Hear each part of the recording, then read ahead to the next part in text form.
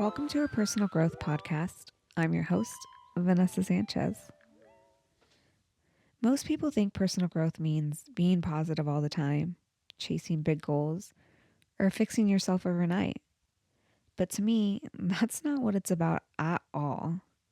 It's about awareness, checking in with yourself, learning your patterns, and choosing differently over time. Growth takes time. Change takes time. So personal growth is no different. It will take time. It's not about becoming someone new.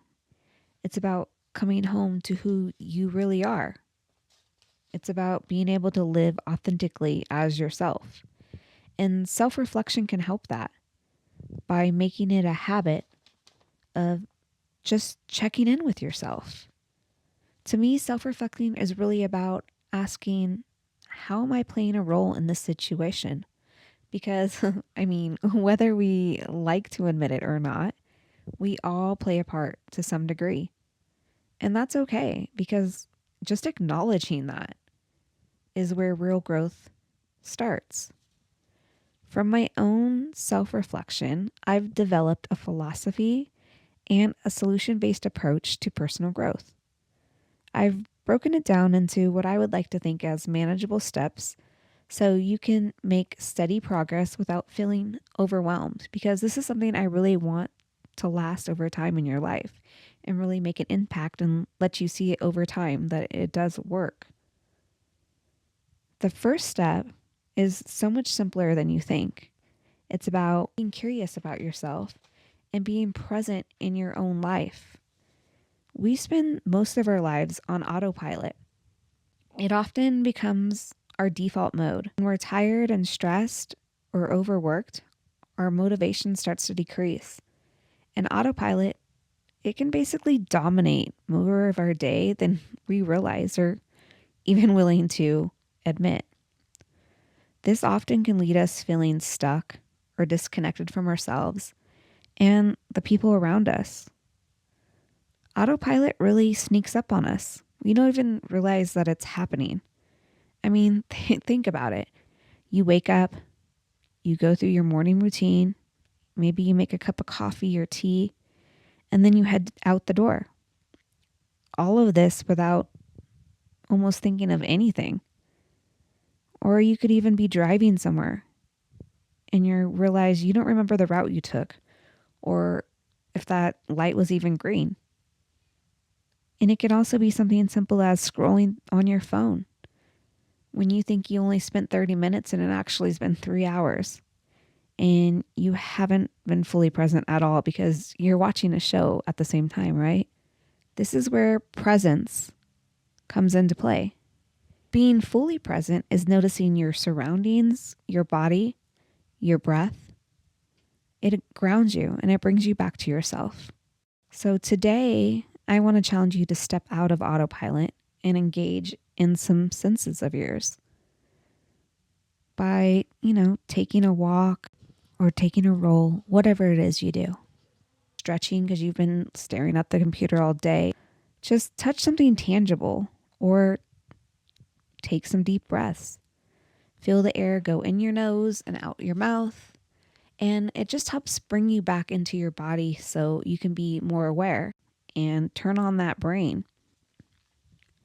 When you practice presence like this, over time, you're going to eventually gain clarity and more energy and some deeper connection to your thoughts, feelings, and the world around you. It's when we stay present, curiosity shows up on its own, and it guides you to growing, making better choices, and taking control over your life instead of just letting your life pass you by. Now, curiosity, it's going to help us think about, it's going to help us think about our thinking. It encourages us to ask questions about ourselves in a healthy way. But it's very easy to get lost in why questions. Like, why does this always happen to me? Why can't anything go right? So we're going to need to have a mindset shift from asking only why questions to asking more questions like what. Both of these questions, why and what, definitely serve a purpose in personal growth.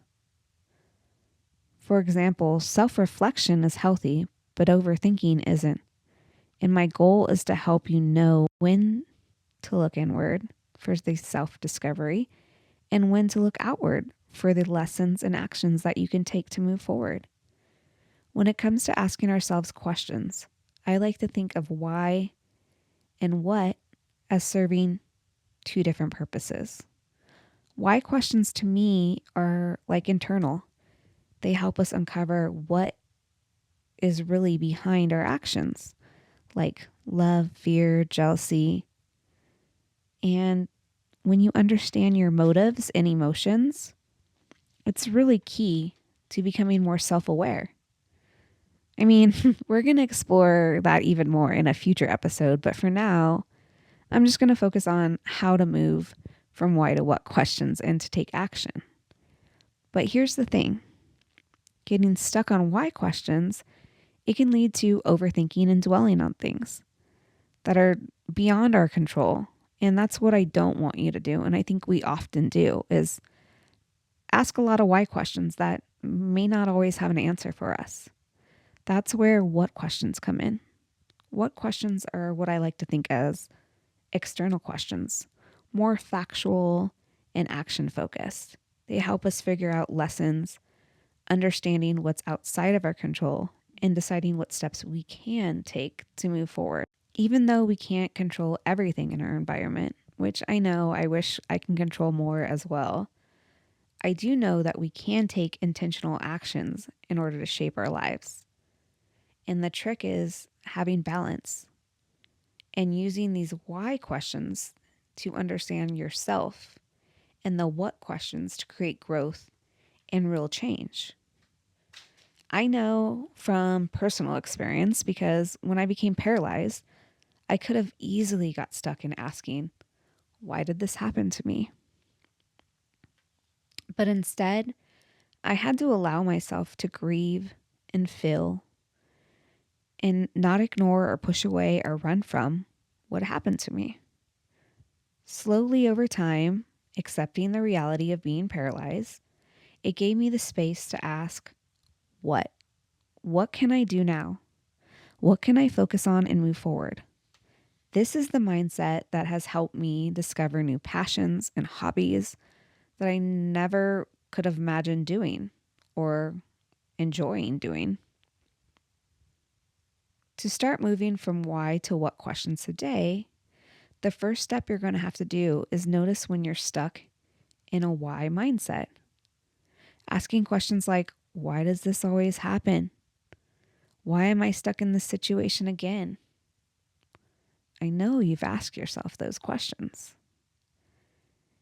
But as soon as you catch yourself, you're going to have to shift the focus into what. What can you do going forward? What can I do differently so I don't get stuck in the situation again? The key is to make these actionable. So maybe try writing one small thing down that you could do differently next time. Because the past is in the past. There's no changing what you did. The only thing you can do now is move forward and make a change towards the future. Maybe it could be something like setting a boundary, or maybe speaking up for yourself or saying no. Or it could be something simple as changing one of your own habits. This simple shift from asking why to asking what moves you out of overthinking and into growth. It's about taking ownership of what's in our control and learning from the situation instead of staying stuck in things that you cannot change. To make these shifts consistently, we're going to need a foundation. And that foundation is self-awareness. Self-awareness is not just about knowing things about yourself. It's also about noticing things about yourself. This means noticing your thoughts, emotions, patterns, and how you show up in certain situations. It's giving yourself insight to making intentional choices and asking the right questions. The more you practice being present and curiosity, the more naturally these shifts are going to happen and the more control you can take over your life instead of life just happening to you.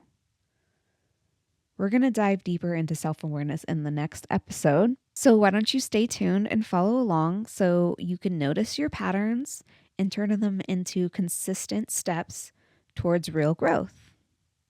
Okay, talk to you soon. Bye.